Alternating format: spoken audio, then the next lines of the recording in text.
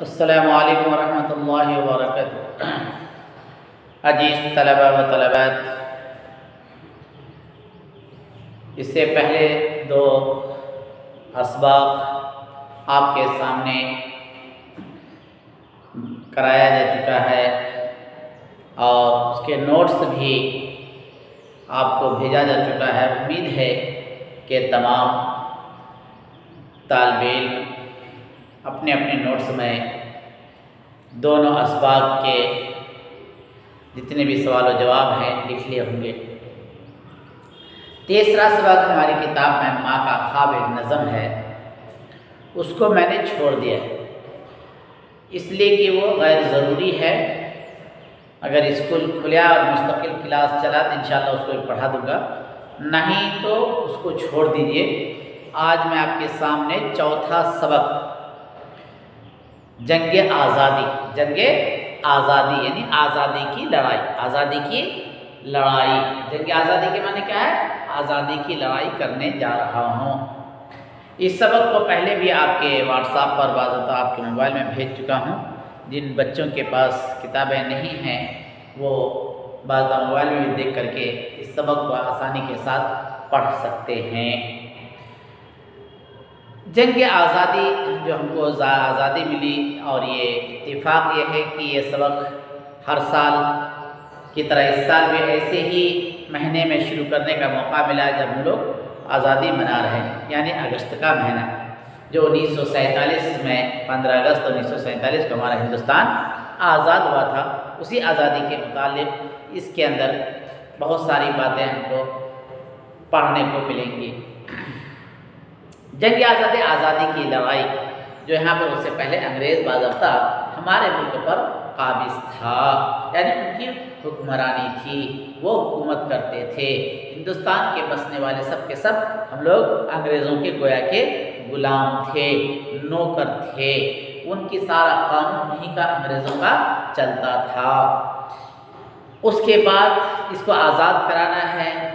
सारी कौमों ने मिलकर के, चाहे वह हिंदू हो, मुस्लिम हो, सिख हो, ईसाई हो, हमारे मुल्क के जितनी भी कौमें हैं सब ने मिलकर के इस मुल्क को आज़ादी दिलाई। जो 1947 को फिर हमारा मुल्क हिंदुस्तान आज़ाद हुआ। इस आज़ादी के पीछे किन किन लोगों ने बढ़ चढ़ कर के हिस्सा लिया और उनकी क्या कुर्बानियाँ रही, और उन लोगों 1947 से पहले सबसे पहले किसने अंग्रेज़ों को भगाने की कोशिश की और उनके ख़िलाफ़ कैसे कैसे फतवे दिए। खौसन उलमाए किराम की जमात ने, टीपू सुल्तान रहमतुल्लाह अलैह ने, वो सारी बातें इस तारीख़ी गोया कि ये सबक जो है तारीख़ी सबक है, हिस्ट्री की सबक है। इसमें हमको बहुत सारी मालूमात हासिल होंगी। गौर से देखिए सबक के अंदर कि आज़ादी इंसान का पैदाइशी हक है। अल-मौलूदु कुल्लु मौलूदिन अहरारन, कि हर बच्चा हर बच्ची अपनी माँ के पेट से आज़ाद होकर के पैदा होता है, पैदा होती है। उसे कोई दुनिया के अंदर गुलाम नहीं बना सकता है। ये एक रूल्स है, इस्लामी रूल्स है और इसके तहत इंसान अपनी ज़िंदगी गुजारता है। किसी को उसको गुलाम बनाने का हक हासिल नहीं है। वही कह रहे आज़ादी इंसान का क्या है? पैदाइशी व बुनियादी हक है। इब्तिदा की बातें बिल्कुल हक है, उसका इंसाफ है कि वो हर बच्चा अपनी माँ के पेट से आज़ाद पैदा होता है और आज़ाद रहने की पूरी ज़िंदगी गुजारने की उन्हें पूरा इख्तियार है। गुलामी की तारीख़ जितनी कदीम है, गुलामी की तारीख़, गुलामी यानी दूसरे का, जैसे कि अंग्रेज़ यहाँ पर काबिज थे, मतलब गुलामी की तारीख़ हिस्ट्री जितनी कदीम जितनी पुरानी है, जितनी कदीम माने पुरानी, कितनी बड़े उतनी ही कदीम आज़ादी की तारीख़ है, यानी उतना ही पुराना बाज़ा आज़ादी की हिस्ट्री भी हमको मिलती है। हर ज़माने में गुलामी के ख़िलाफ़ आज़ादी की सदा बुलंद हुई है। कोई भी ज़माना हो, सिर्फ हिंदुस्तान नहीं, बहुत सारे दुनिया का शायद कोई मुल्क है जो किसी का ना किसी का गुलाम ना बना हो। तो कह रहे हैं कि हर ज़माने में गुलामी के ख़िलाफ़ जो भी है, गुलाम जो बना उसके ख़िलाफ़, जिसने उस पर कब्ज़ा किया उस मुल्क के ख़िलाफ़ हमें सदा माने आवाज़ बुलंद ऊँची हुई है, आवाज़ ऊँची हुई है और उसके ख़िलाफ़ आवाज़ उठाई गई है। आज़ादी के मतवाले, मतवाले बने दीवाने, मतवाले बने दीवाने, करें आज़ादी के मतवाले, आज़ादी के दीवाने हमेशा से जद्दोजहद करते रहे हैं। जद्दोजहद कोशिशें करते रहे हैं। क्या करते रहे? कोशिशें, कैसा हमारा मुल्क आज़ाद हो, हम आज़ाद रहें, हमारा कानून हो, हमारा मुल्क हो, हम अपनी भाईचारगी के साथ रहें, दूसरे कहाँ से आकर के हमारे मुल्क पर काबिज हुआ उसका कानून चले, यानी उसको रहने के लिए क्या कहते हैं, जद्दोजहद करते रहते हैं, कोशिश करते रहते हैं। इस सिलसिले में सबसे कदीम मिसाल, सबसे पुराना मिसाल, सब एक एग्जाम्पल जिसे कहते हैं कि बहुत हमें सल्तनत रूम की सल्तनत उस वक्त थी, जिसे आज अमेरिका सुपर पावर था, वैसे रूम करेंगे। रूम के खिलाफ एक गुलाम, रूम के खिलाफ एक गुलाम जो है तो वही जो खरीद लिया जाता था या वहाँ पर उसे कब्जा कर लेता था, वो सारे उसके गुलाम होते थे, उसका कानून चलता था, उसी के अख्तियारात चलते थे। उसका ना स्पॉट टैक्स की मिलती है, जिसने रूम के बादशाह वहाँ के हुकूमत के खिलाफ आवाज़ उठाई थी, एक गुलाम उठाया था। बताइए, उस वक्त से आज तक बराबर उसकी कड़ियाँ चली आ रही हैं, मुस्तकिल वो सिलसिला चला रहा है कि जिस मुल्क पर जब भी कोई काबिज हुआ और उसके खिलाफ आवाज़ें उठी और होते होते एक न एक दिन से मुल्क को छोड़ करके जाना पड़ा। हिंदुस्तान की जंग आज़ादी जो अंग्रेज़ों के खिलाफ लड़ी गई, हिंदुस्तान के खिलाफ, हिंदुस्तान पर किसका कब्जा था? अंग्रेज़ों का कब्जा था। तो जाहिर है कि हिंदुस्तान की जो आज़ादी की जो लड़ाई थी वो अंग्रेज़ों के खिलाफ था, वही लड़ाई लड़ी गई। इससे मुतालिक चंद मालूमात हम इस मजमून के ज़रिए हासिल करेंगे, यानी करेंगे इससे मुतालिक, यानी आज़ादी के से मुतालिक चंद मालूमात, फ्यू जानकारी, मालूमात, जानकारियाँ, ये जो मजमून लेसन पढ़ने जा रहे हैं, हमको इसके ज़रिए से बहुत सारी मालूमात हासिल होंगी, ताकि हमें मुल्क की तारीख से आगाह हो, हम जाने कि हमारा मुल्क कैसे आज़ाद हुआ, इनमें कैसे इन लोगों ने वास्ता बढ़ करके चढ़ करके हिस्सा लिया, किसकी क्या कुर्बानियाँ रही हैं। हमें इस मुल्क की तारीख से आगाही हो और हमें जज्बा हुब्बुल वतनी पैदा हो, जज्बा हुब्बुल वतनी यानी वतन की मोहब्बत का जज्बा, शौक, वलवला हमारे दिलों के अंदर क्या हो, पैदा हो।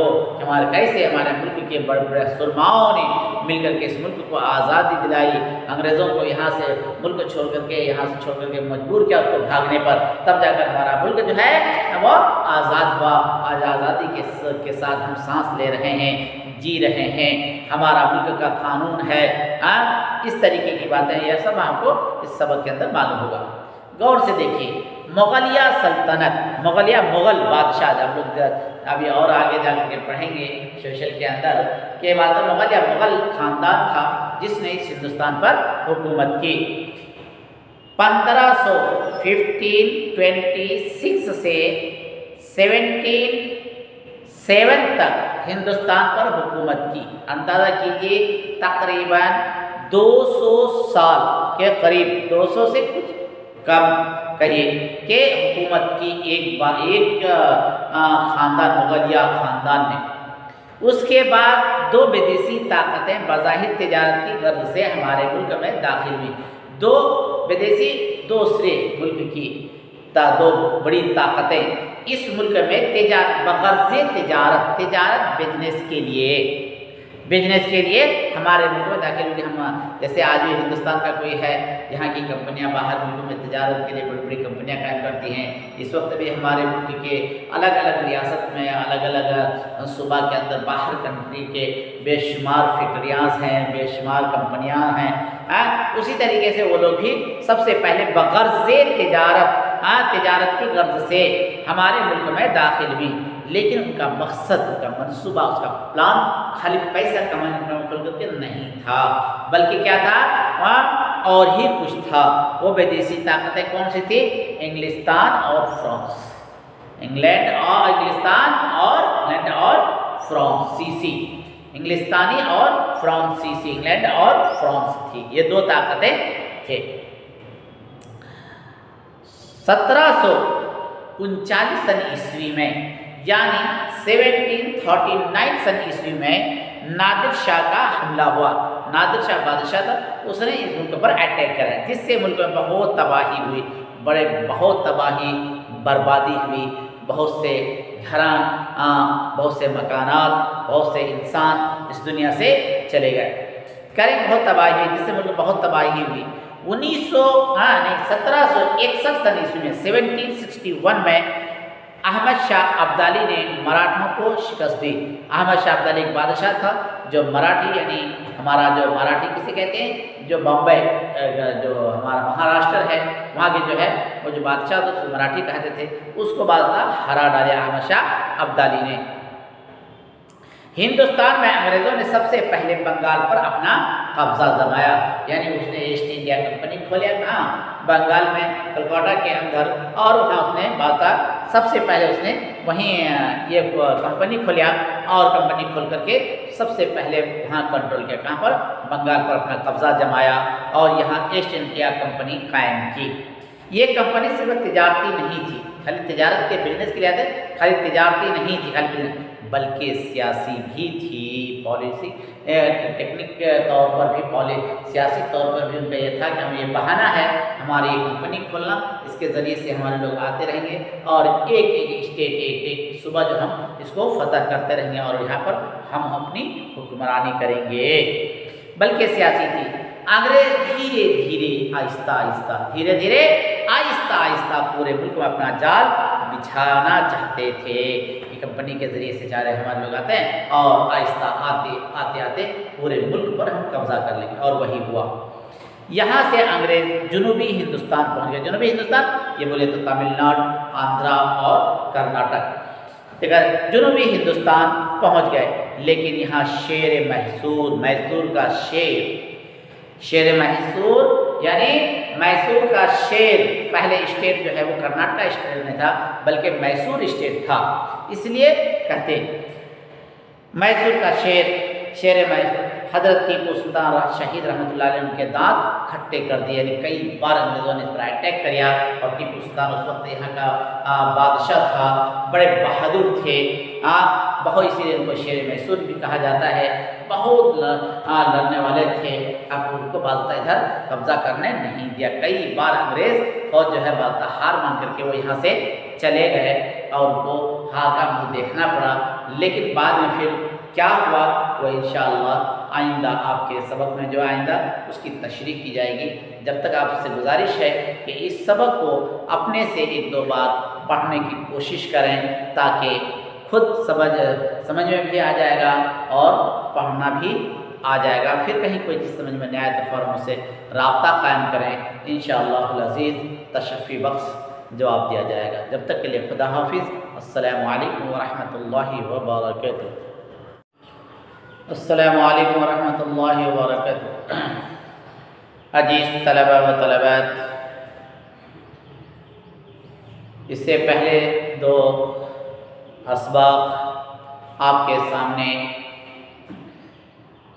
कराया जा चुका है और उसके नोट्स भी आपको भेजा जा चुका है। उम्मीद है कि तमाम तालिब इल्म अपने अपने नोट्स में दोनों असबाक के जितने भी सवाल व जवाब हैं लिख लिए होंगे। तीसरा सबक हमारी किताब में माँ का ख्वाब एक नज़म है, उसको मैंने छोड़ दिया है इसलिए कि वो गैर ज़रूरी है। अगर स्कूल खुला और मुस्तकिल क्लास चला तो इंशाअल्लाह उसको पढ़ा दूँगा, नहीं तो उसको छोड़ दीजिए। आज मैं आपके सामने चौथा सबक जंग आज़ादी यानी आज़ादी की लड़ाई। जंग आज़ादी के माने क्या है? आज़ादी की लड़ाई करने जा रहा हूँ। इस सबक को पहले भी आपके व्हाट्सएप पर बाज़ाब्ता आपके मोबाइल में भेज चुका हूँ। जिन बच्चों के पास किताबें नहीं हैं वो बाज़ाब्ता मोबाइल में भी देख करके इस सबक को आसानी के साथ पढ़ सकते हैं। जंग आज़ादी जो हमको आज़ादी मिली, और ये इत्तेफाक ये है कि ये सबक हर साल की तरह इस साल भी ऐसे ही महीने में शुरू करने का मौका मिला जब हम लोग आज़ादी मना रहे हैं, यानी अगस्त का महीना जो 1947 में 15 अगस्त 1947 को हमारा हिंदुस्तान आज़ाद हुआ था, उसी आज़ादी के मुतालिक इसके अंदर बहुत सारी बातें हमको पढ़ने को मिलेंगी। जंग आज़ादी की लड़ाई जो यहाँ पर उससे पहले अंग्रेज़ बाज़ाब्ता हमारे मुल्क पर काबिज़ था, यानी उनकी हुक्मरानी थी, वो हुकूमत करते थे।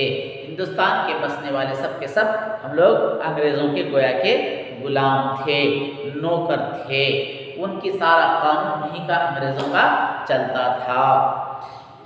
उसके बाद इसको आज़ाद कराना है, सारी कौमों ने मिलकर के, चाहे वो हिंदू हो, मुस्लिम हो, सिख हो, ईसाई हो, हमारे मुल्क के जितनी भी कौमें हैं सब ने मिलकर के इस मुल्क को आज़ादी दिलाई, जो 1947 को फिर हमारा मुल्क हिंदुस्तान आज़ाद हुआ। इस आज़ादी के पीछे किन किन लोगों ने बढ़ चढ़ कर के हिस्सा लिया और उनकी क्या कुर्बानियाँ रही, और उन लोगों 1947 से पहले सबसे पहले किसने अंग्रेज़ों को भगाने की कोशिश की और उनके ख़िलाफ़ कैसे कैसे फतवे दिए। कौसन उलमाए किराम की जमात ने, टीपू सुल्तान रहमतुल्लाह अलैह ने, वो सारी बातें इस तारीख़ी गोया के सबक जो है तारीख़ी सबक है, हिस्ट्री की सबक है, इसमें हमको बहुत सारी मालूमात हासिल होंगी। गौर से देखिए सबक के अंदर कि आज़ादी इंसान का पैदाइशी हक है।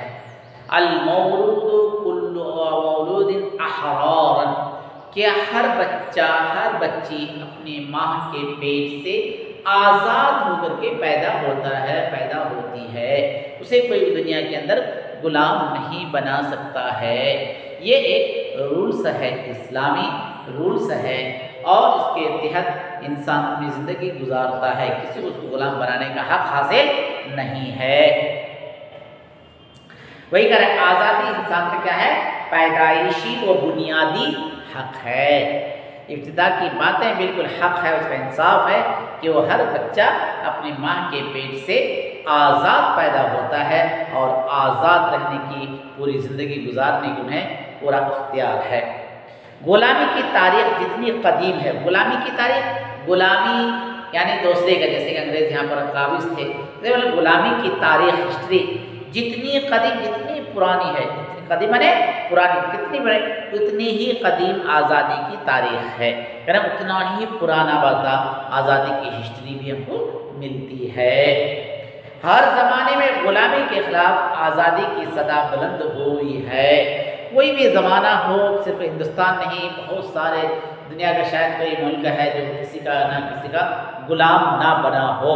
तो कह रहे हैं कि हर ज़माने में गुलामी के ख़िलाफ़ जो भी है, गुलाम जो बना उसके ख़िलाफ़, जिसने उस पर कब्ज़ा किया, उस मुल्क के ख़िलाफ़ हमें सदा मैंने आवाज़ बुलंद ऊँची हुई है, आवाज़ ऊँची हुई है और उसके ख़िलाफ़ आवाज़ उठाई गई है।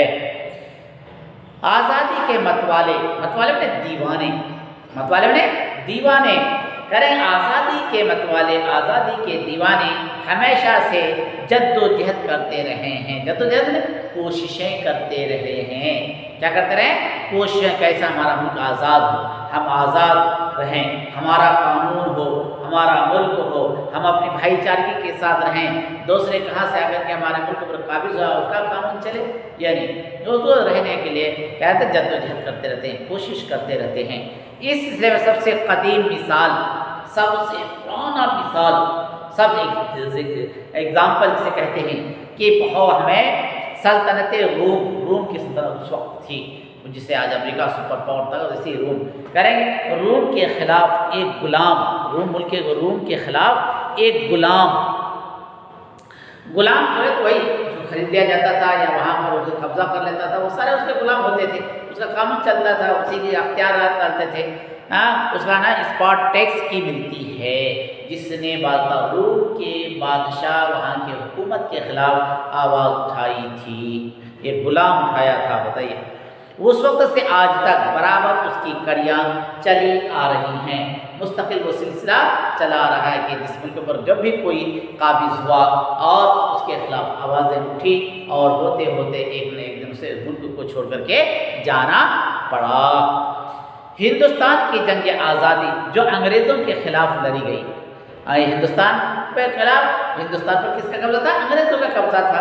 तो जाहिर है कि हिंदुस्तान की जो आज़ादी की जो लड़ाई थी वो अंग्रेजों के खिलाफ था, वही लड़ाई लड़ी गई।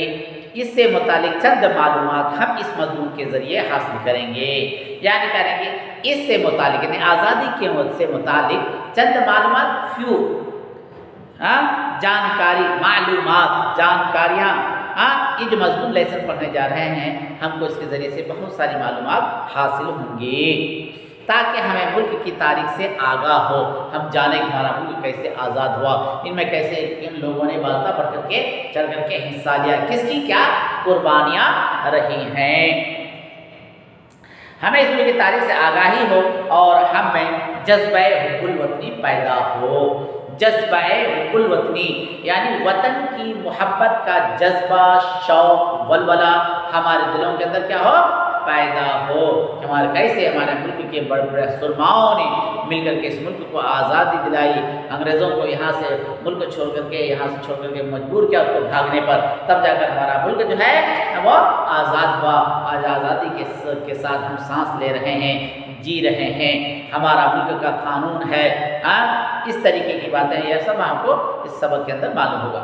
गौर से देखिए, मुगलिया सल्तनत, मुगल बादशाह, हम लोग अभी और आगे जाकर के पढ़ेंगे सोशल के अंदर के बाद मुगल खानदान था जिसने इस हिंदुस्तान पर हुकूमत की।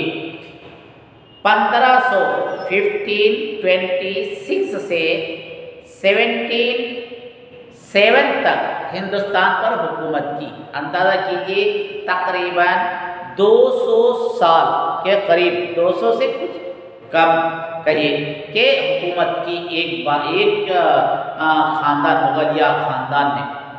उसके बाद दो विदेशी ताकतें बज़ाहिर तिजारत की गर्ज से हमारे मुल्क में दाखिल हुई। दो विदेशी दूसरे मुल्क की दो बड़ी ताकतें इस मुल्क में तिजारत बिजनेस के लिए हमारे मुल्क में दाखिल हुई। हम जैसे आज भी हिंदुस्तान का कोई है, यहाँ की कंपनियाँ बाहर मुल्कों में तिजारत के लिए बड़ी बड़ी कंपनियाँ कायम करती हैं। इस वक्त भी हमारे मुल्क के अलग अलग रियासत में, अलग अलग सूबा के अंदर बाहर कंट्री के बेशुमार फैक्ट्रियाँ हैं, बेशुमार कंपनियाँ हैं। उसी तरीके से वो लोग भी सबसे पहले बग़र्ज़े तिजारत की गर्ज से हमारे मुल्क में दाखिल हुई, लेकिन उनका मकसद, उनका मंसूबा, उसका प्लान खाली पैसा कमाने करके नहीं था, बल्कि क्या था? वहाँ और ही कुछ था।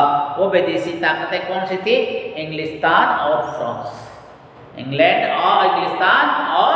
और फ्रांसीसी, इंग्लिस्तानी और फ्रांसीसी, इंग्लैंड और फ्रांस थी, ये दो ताकतें थे। 1739 सन ईस्वी में यानी 1739 सन ईस्वी में नादिर शाह का हमला हुआ। नादिर शाह बादशाह था, उसने इस मुल्क पर अटैक करा, जिससे मुल्क में बहुत तबाही हुई, बहुत तबाही बर्बादी हुई, बहुत से घरां, बहुत से मकानात, बहुत से इंसान इस दुनिया से चले गए। बहुत तबाही हुई, जिससे मुल्क में बहुत तबाही हुई। 1761 सन ईस्वी में 1761 में अहमद शाह अब्दाली ने मराठों को शिकस्त दी। अहमद शाह अब्दाली एक बादशाह था जो मराठी, यानी हमारा जो मराठी किसे कहते हैं, जो बम्बई, जो हमारा महाराष्ट्र है, वहाँ के जो है वो जो बादशाह था उसको मराठी कहते थे, उसको बादशाह हरा डाले अहमद शाह अब्दाली ने। हिंदुस्तान में अंग्रेज़ों ने सबसे पहले बंगाल पर अपना कब्जा जमाया, यानी उसने ईस्ट इंडिया कंपनी खोलिया कहाँ? बंगाल में, कलकत्ता के अंदर, और वहाँ उसने सबसे पहले उसने वहीं ये कंपनी खोलिया और कंपनी खोल करके सबसे पहले वहाँ कंट्रोल किया, कहाँ पर? बंगाल पर अपना कब्जा जमाया और यहाँ ईस्ट इंडिया कंपनी कायम की। ये कंपनी सिर्फ तिजारती नहीं थी, खाली तिजारत के बिजनेस के लिए आते, खाली तिजारती नहीं थी खाली बिजनेस, बल्कि सियासी भी थी, पॉलिसी टेक्निक के तौर पर भी, सियासी तौर पर भी उनका ये था कि हमें ये बहाना है हमारी ये कंपनी खोलना, इसके ज़रिए से हमारे लोग आते रहेंगे और एक स्टेट, एक सूबा जो हम इसको फतह करते रहेंगे और यहाँ पर हम अपनी हुक्मरानी करेंगे। बल्कि सियासी थी। अंग्रेज धीरे धीरे आहिस्ता आहिस्ता पूरे मुल्क में अपना जाल बिछाना चाहते थे कि कंपनी के ज़रिए से चाह रहे हमारे लोग आते हैं और आहिस्ता आते आते पूरे मुल्क पर हम कब्जा कर लेंगे, और वही हुआ। यहाँ से अंग्रेज जुनूबी हिंदुस्तान पहुँच गए। जुनूबी हिंदुस्तान ये बोले तो तमिलनाडु, आंध्रा और कर्नाटक, ठीक है, जुनूबी हिंदुस्तान पहुँच गए।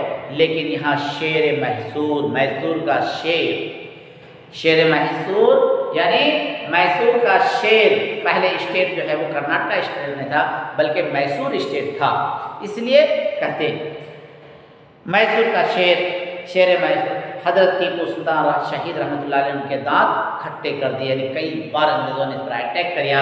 और टीपू सुल्तान उस वक्त यहाँ का बादशाह था, बड़े बहादुर थे, बहुत, इसीलिए उनको शेर मैसूर भी कहा जाता है। बहुत लड़ने वाले थे, अब उनको बादशाह इधर कब्जा करने नहीं दिया। कई बार अंग्रेज फौज जो है बादशाह हार मान करके वो यहाँ से चले गए और उनको हार का मुँह देखना पड़ा। लेकिन बाद में फिर क्या हुआ वो इंशाअल्लाह आइंदा आपके सबक में जो आइंदा उसकी तशरीह की जाएगी। जब तक आपसे गुजारिश है कि इस सबक को अपने से 1-2 बार पढ़ने की कोशिश करें, ताकि खुद समझ में भी आ जाएगा और पढ़ना भी आ जाएगा। फिर कहीं कोई चीज़ समझ में नहीं आए तो फ़ौरन मुझसे रब्ता कायम करें, इंशाअल्लाह अज़ीज़ तशफ़ी बख्श जवाब दिया जाएगा। जब तक के लिए खुदा हाफिज़। अस्सलामु अलैकुम व रहमतुल्लाहि व बरकातुहू।